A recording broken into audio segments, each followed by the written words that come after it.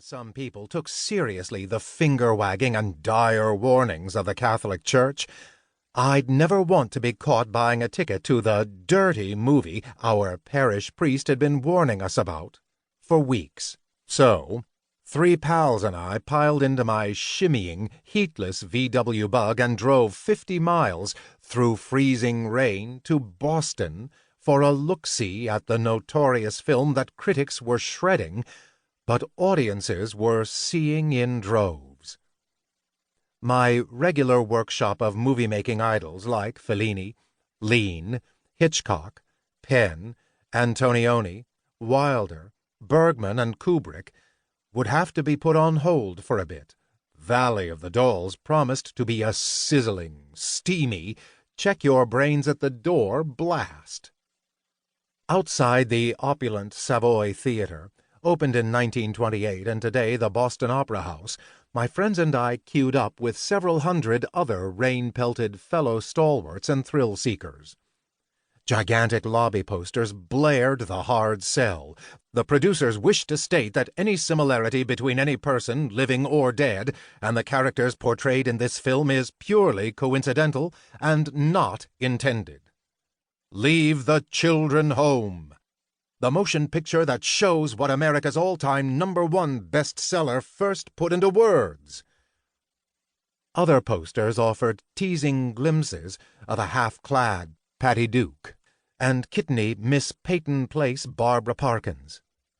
Another photographer depicted a fully clad Susan Hayward gritting her teeth and flaring her nostrils while leaning backward, as if executing some faintly bizarre interpretive dance position. Hoo boy! This is going to be a weird, hot ride, we thought. It was. Just not the way we'd hoped.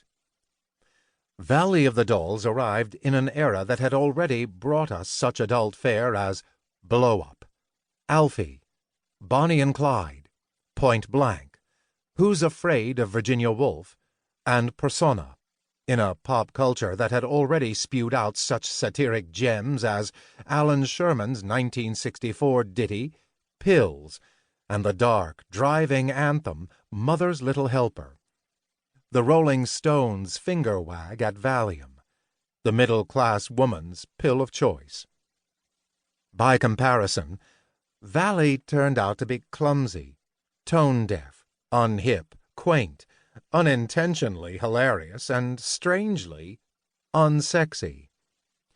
Aside from a meant-to-be shocking, naughty word dropped here and there, the movie played like a mashup of dozens of old movies I'd already seen on the Late Show, starring, say, Doris Day, Ida Lupino, Joan Crawford, Betty Davis, or Susan Hayward.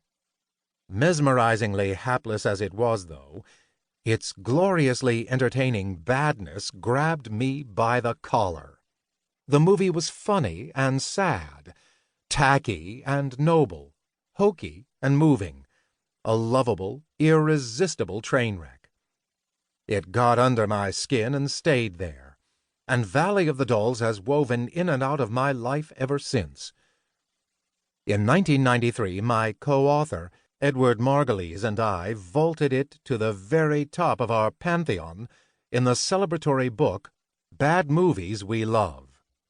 Then, in the mid-2000s, after happening on a script I'd written for a European producer, a film production company brought me in for early meetings to discuss the possibility of my writing a new Valley of the Dolls movie.